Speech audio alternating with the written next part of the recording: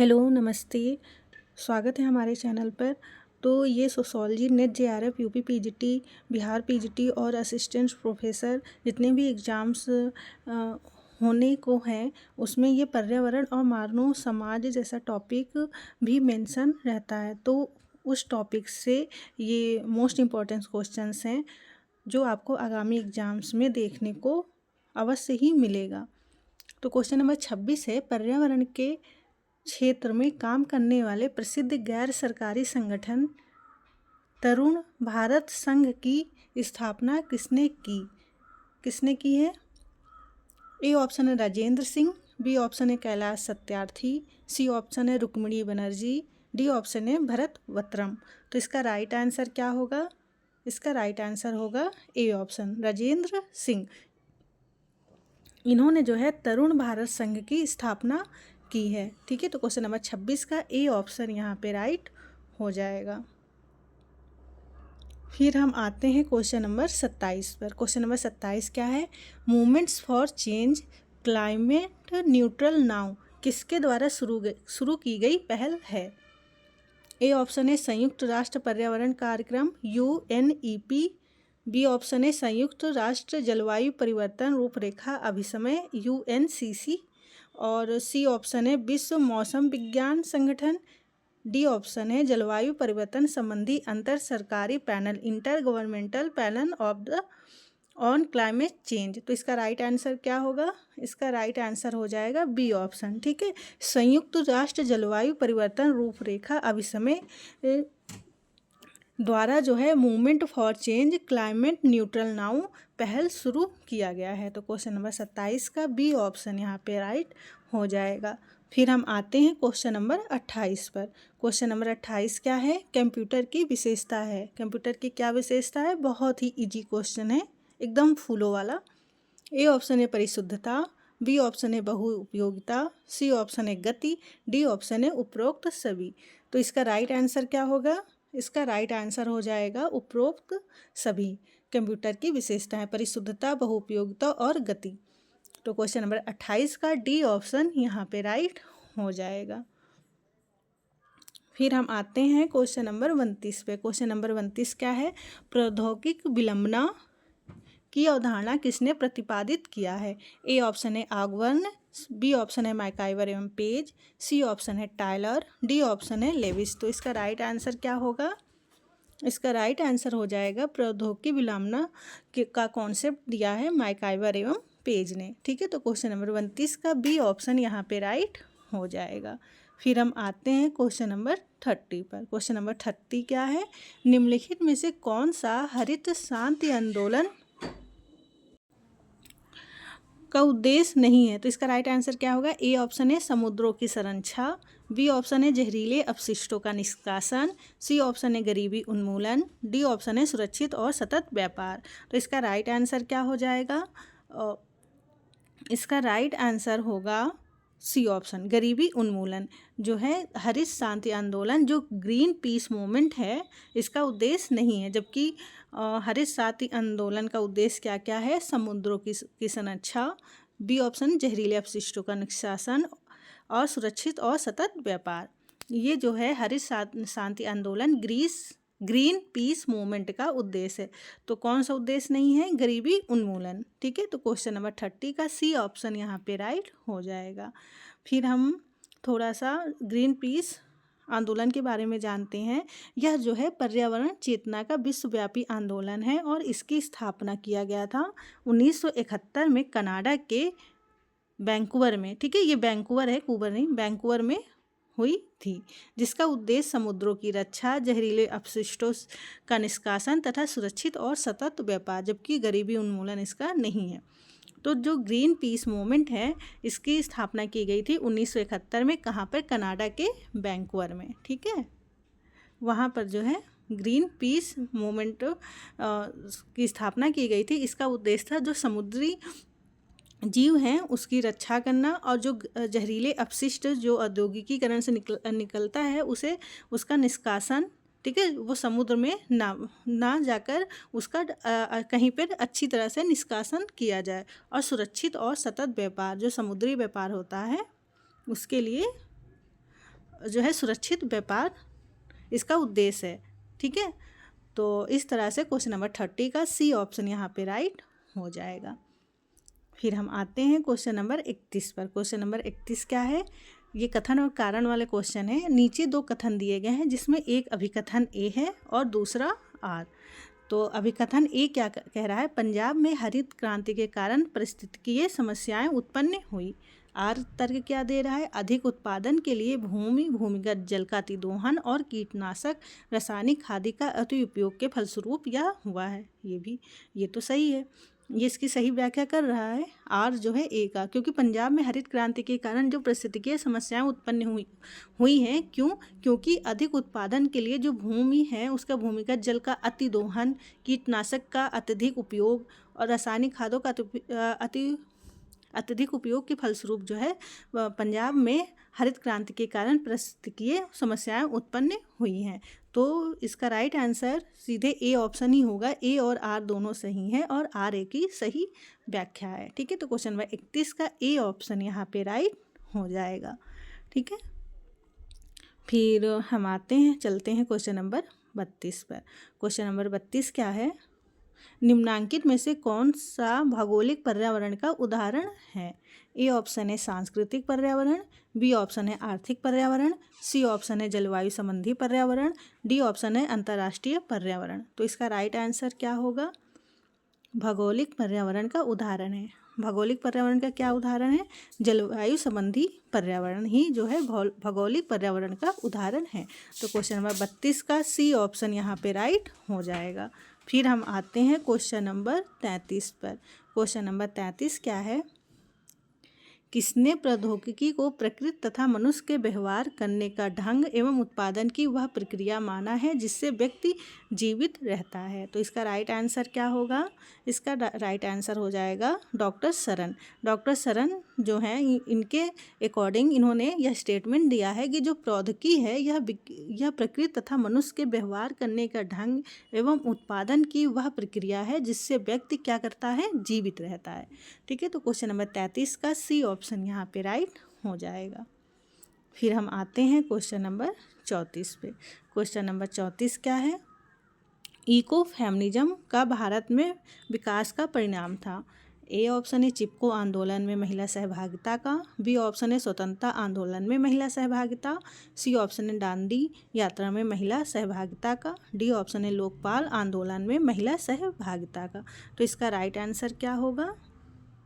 इसका right answer हो जाएगा जो इको फेमिनिज्म है यह भारत में किसके परिणाम स्वरूप जो है इसका विकास हुआ था? यह हुआ था जो चिपको आंदोलन में महिला का सहभागिता था, इसके कारण जो है इको फेमिनिज्म का विकास हुआ भारत में। ठीक है, तो क्वेश्चन नंबर 34 का ए ऑप्शन यहाँ पे राइट हो जाएगा।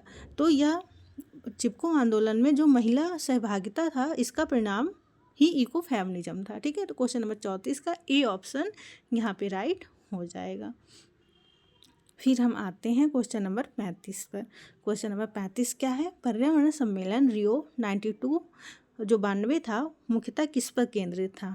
ए ऑप्शन है मानव विकास, सी ऑप्शन है निर्धनता में कमी, बी ऑप्शन है प्रोत्साहन योग्य विकास, डी ऑप्शन है जनसंख्या नियंत्रण।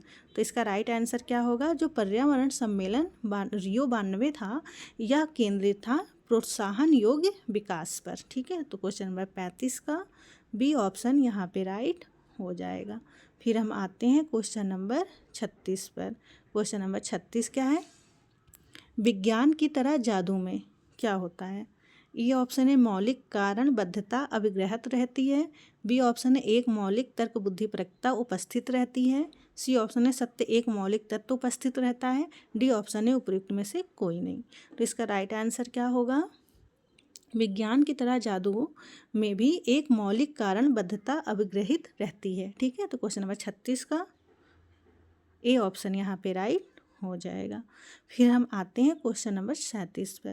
क्वेश्चन नंबर 37 क्या है? एक स्थान से जाकर दूसरे स्थान पर बस जाने वाले व्यक्ति को क्या कहते हैं? ए ऑप्शन है शरणार्थी, बी ऑप्शन है कंजर, सी ऑप्शन है अप्रवासी, डी ऑप्शन है प्रवासी। तो इसका राइट आंसर क्या होगा? एक स्थान से जाकर दूसरे स्थान पर बस जाने वाले व्यक्ति को कहा जाता है प्रवासी। ठीक है। तो क्वेश्चन नंबर 37 का डी ऑप्शन यहाँ पे राइट हो जाएगा।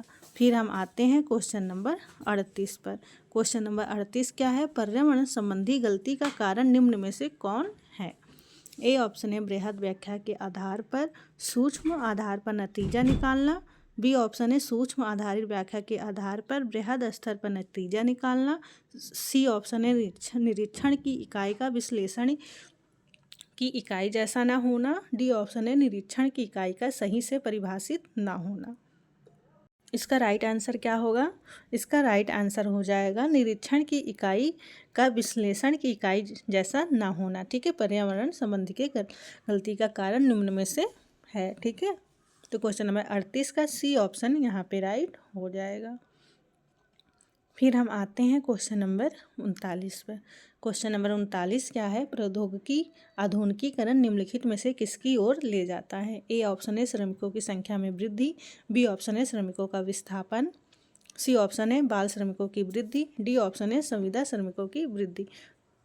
तो इसका राइट आंसर क्या, इसका राइट आंसर हो जाएगा श्रमिकों का विस्थापन जो है प्रौद्योगिकी आधुनिकीकरण जो है श्रमिकों के विस्थापन की ओर ले जाता है। तो क्वेश्चन नंबर 39 का बी ऑप्शन यहाँ पे राइट हो जाएगा। फिर हम आते हैं क्वेश्चन नंबर 40 पर। क्वेश्चन नंबर 40 क्या है, पर्यावरण की समस्याओं और पर्यावरण संबंधी ज्ञान में वृद्धि किस बात को अस्वीकार नहीं करती है। ए ऑप्शन है प्रभावी सामाजिक रूपावली या प्रभावी पश्चिमी विश्व दृष्टि। बी ऑप्शन है 20वीं सदी के अंत में कोई उत्तरवर्ती या जोखिम संस्थाएं। सी ऑप्शन है औद्योगिक समाजों की भौतिक उपलब्धियां।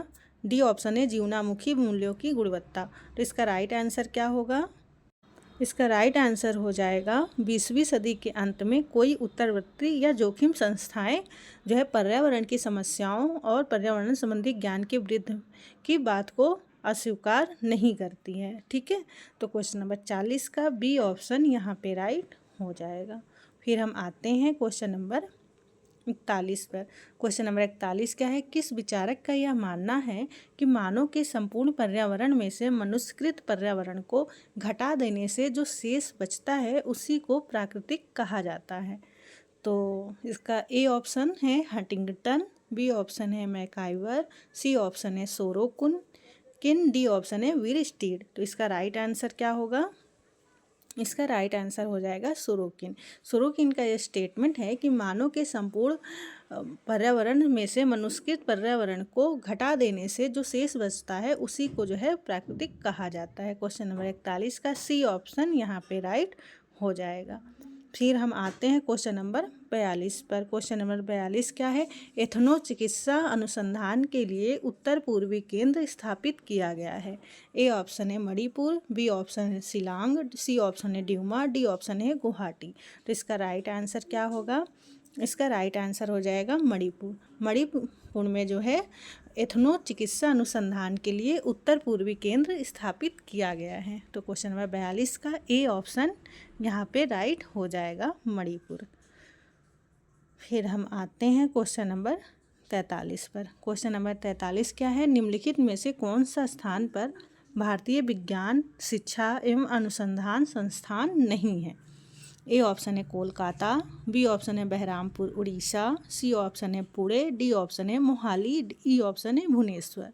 तो इसका राइट आंसर क्या होगा, इसका राइट आंसर हो जाएगा भुवनेश्वर। भुवनेश्वर में जो है भारतीय विज्ञान शिक्षा एवं अनुसंधान संस्थान नहीं है। ठीक है, ये उड़ीसा में जो है भुवनेश्वर में ना होकर बहरामपुर में जो है भारतीय विज्ञान शिक्षा एवं अनुसंधान संस्थान है। ठीक है, और इसके अलावा कोलकाता, बहरामपुर उड़ीसा, पुणे और मोहाली इन चारों जगहों पर जो है भारतीय विज्ञान शिक्षा एवं अनुसंधान संस्थान स्थापित है। तो किसमें ये पूछ रहा है क्वेश्चन, किसमें कौन सी जगह पे नहीं है, भुवनेश्वर में। ठीक है, तो क्वेश्चन नंबर 43 का ई ऑप्शन यहाँ पे राइट हो जाएगा। फिर हम आते हैं क्वेश्चन नंबर 44 पर। क्वेश्चन नंबर 44 क्या है, भारतीय प्रौद्योगिकी संस्थान खड़गपुर में 18 अगस्त 1951 को द्वारा स्थापित किया गया है। तो किसके द्वारा स्थापित किया गया है, भारतीय प्रौद्योगिकी संस्थान खड़गपुर में ए ऑप्शन है जवाहरलाल नेहरू, बी ऑप्शन है सरदार पटेल, सी ऑप्शन है मौलाना अबुल कलाम आज़ाद, डी ऑप्शन है सरोजिनी नायडू, ई ऑप्शन है होमी जहांगीर भाभा। तो इसका राइट आंसर क्या होगा? इसका राइट आंसर हो जाएगा मौलाना अबुल कलाम आज़ाद।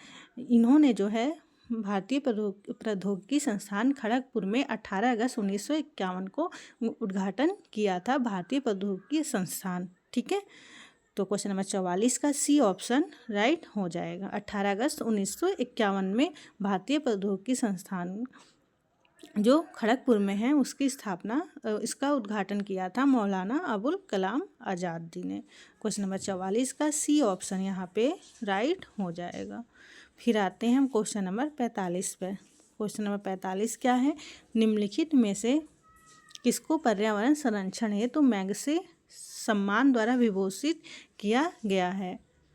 ए ऑप्शन है doctor Abdul Kalam, C option है सत्यार्थी, बी ऑप्शन है किरण बेदी, डी ऑप्शन है राजेंद्र सिंह। तो इसका राइट आंसर क्या होगा? तो इसका राइट आंसर हो जाएगा राजेंद्र सिंह। तो क्वेश्चन नंबर 45 का डी ऑप्शन यहाँ पे राइट हो जाएगा। राजेंद्र सिंह जी ने तरुण भारत संघ की भी स्थापना की थी। ठीक है, फिर आते हैं क्वेश्चन नंबर 46 पर। क्वेश्चन नंबर 46 है, निम्नलिखित में से कौन पारिस्थितिकीय निम्नीकरण के लिए उत्तरदायी है? ए ऑप्शन है औद्योगिकरण, सी ऑप्शन है खुदाई एवं खनन, बी ऑप्शन है वनों की कटाई, डी ऑप्शन है उपरोक्त सभी। तो इसका राइट आंसर क्या होगा? इसका राइट आंसर हो जाएगा डी, उपरोक्त सभी जो है पारिस्थितिकीय निम्नीकरण के लिए उत्तरदायी है। एक ये ऑप्शन जो औद्योगिकरण, खुदाई एवं खनन और वनों की कटाई जो है पारिस्थितिकीय निम्नीकरण के लिए उत्तरदायी है। तो इसलिए क्वेश्चन नंबर 46 का डी ऑप्शन यहाँ पे राइट हो जाएगा। फिर हम आते हैं क्वेश्चन नंबर 47 पर। क्वेश्चन नंबर 47 क्या है? निम्नलिखित में से क्वेश्चन नंबर 47 क्या है? निम्नलिखित कार्यकलापों को वर्ष में उनके मनाए जाने के सही क्रम में व्यवस्थित कीजिए। ए ऑप्शन है विश्व वन दिवस, बी ऑप्शन है विश्व विरासत दिवस, ई ऑप्शन है विश्व पर्यावरण दिवस, डी ऑप्शन है विश्व ओजोन दिवस, ई ऑप्शन है विश्व जनसंख्या दिवस। तो इसका राइट आंसर क्या होगा? इसका राइट आंसर होगा विश्व वन दिवस। यह मनाया जाता है 21 मार्च को। विश्व विरासत दिवस मनाया जाता है 18 अप्रैल। तो इस तरह से ए और बी। फिर विश्व पर्यावरण मनाया जाता है, विश्व पर्यावरण मनाया जाता है 5 जून को। और विश्व ओजोन दिवस कब मनाया जाता है? तो ए, बी और सी। अब ओजोन दिवस मनाया जाता है 16 सितंबर को और विश्व जनसंख्या दिवस मनाया जाता है 11 जुलाई को। तो पहले आएगा विश्व जनसंख्या दिवस। ठीक है, तो ए, बी, सी, ई, फिर इसका आएगा डी। ठीक है, तो इस तरह से ए, बी, सी, ई, डी। तो इसका हम ऑप्शन देखते हैं ए, बी, सी। तो ये तो हमें पहले ही मिल गया। ठीक है, तो ए ऑप्शन इसका राइट हो जाएगा। ठीक है, क्वेश्चन नंबर 47 का ए ऑप्शन यहाँ पे राइट हो जाएगा। और हम क्या कर रहे हैं, इसका आप स्क्रीनशॉट ले सकते हैं। ये देखिए, जब स्टार्ट हुआ है कब? 1971 में विश्व वन दिवस 21 मार्च को। आप स्क्रीनशॉट लेके रख लें ताकि आप याद कर सकें। ये पूछा जाता है हमेशा एग्जाम्स में। ठीक है, तो क्वेश्चन नंबर 47 का यहाँ पे ए ऑप्शन यहाँ पे राइट हो गया। अब आते हैं हम क्वेश्चन नंबर 48 पे। क्वेश्चन नंबर 48 क्या है? किसने चिपको आंदोलन का व्यापक अध्ययन किया? ए ऑप्शन है रंजीत गुहा, सी ऑप्शन है मेधा पाटकर, बी ऑप्शन है रामचंद्र गुहा, डी ऑप्शन है राजेंद्र सिंह। तो इसका राइट आंसर क्या होगा? जो चिपको आंदोलन था इसका व्यापक अध्ययन किसने किया है? रामचंद्र गुहा ने। ठीक है, उत्तराखंड के चमोली जिले में जो है चिपको आंदोलन प्रारंभ हुआ था और जिसका व्यापक अध्ययन अध्ययन किया गया वहाँ पर किसके द्वारा? रामचंद्र गुहा द्वारा। तो क्वेश्चन नंबर 48 का बी ऑप्शन यहाँ पे राइट हो जाएगा। फिर हम आते हैं क्वेश्चन नंबर 49 पर। क्वेश्चन नंबर 49 क्या है? पारिस्थितिकीय संक्रमण की अवधारणा सर्वप्रथम प्रयोग किया किसके द्वारा प्रयोग किया गया है? ए ऑप्शन है एल्टन, बी, सी ऑप्शन है बर्कले, बी ऑप्शन है बेनेट, बेनेट, डी ऑप्शन है रेड जेल। तो इसका राइट आंसर क्या होगा? जो पारिस्थितिकीय संक्रमण है इसका कॉन्सेप्ट सर्वप्रथम किसने प्रयोग किया था? बेनेट जी ने। ठीक है, तो क्वेश्चन नंबर 49 का बी ऑप्शन यहाँ पे राइट हो जाएगा। फिर हम आते हैं क्वेश्चन नंबर 50 पर। क्वेश्चन नंबर 50 क्या है? निम्न में से किस समाजशास्त्री ने बुर्जुआ पर्यावरणवाद पद का प्रयोग किया? ए ऑप्शन है अमिताभ बाविस्कर, सी ऑप्शन है रामचंद्र गुहा, बी ऑप्शन है वंदना शिवा, डी ऑप्शन है BS बाविस्कर। तो इसका राइट आंसर क्या होगा? जो बुर्जुआ पर्यावरणवाद शब्द है, ये टर्म जो है प्रयोग किया गया था किसके द्वारा? अमिताभ बाविस्कर द्वारा। ठीक है, बाविस्कर द्वारा। ठीक है, तो क्वेश्चन नंबर 50 का ए ऑप्शन यहाँ पे राइट हो जाएगा। फिर हम थोड़ा सा बुर्जुआ पर्यावरण पद के बारे में जानते हैं कि यह क्या है। तो अमिताभ बाविस्कर ने बुर्जुआ पर्यावरणवाद का प्रयोग किया। यह पद मध्यम वर्ग की तीव्र समृद्ध जो जीवन शैली के आत्म विरोधाभासी तर्क को परिभाषित करता है, जिसके परिणाम स्वरूप पर्यावरणीय गिरावट के साथ जैव विविधता को नुकसान हुआ है। ठीक है, तो फिर ये क्वेश्चन मोस्ट इम्पोर्टेंट क्वेश्चंस है। ठीक है, इसे आप ज़रूर याद करें, ये आपको एग्जाम में देखने को मिल सकता है। तो फिर हम मिलते हैं नेक्स्ट वीडियो में, और लाइक करिए, सब्सक्राइब करिए, शेयर करिए, कमेंट करिए, और वीडियो देखने के लिए थैंक्स फॉर वॉचिंग। और आप हमारे टेलीग्राम चैनल से भी जुड़ें, जहाँ पर आपको जो है अपडेट मिलती रहेगी। और थैंक यू।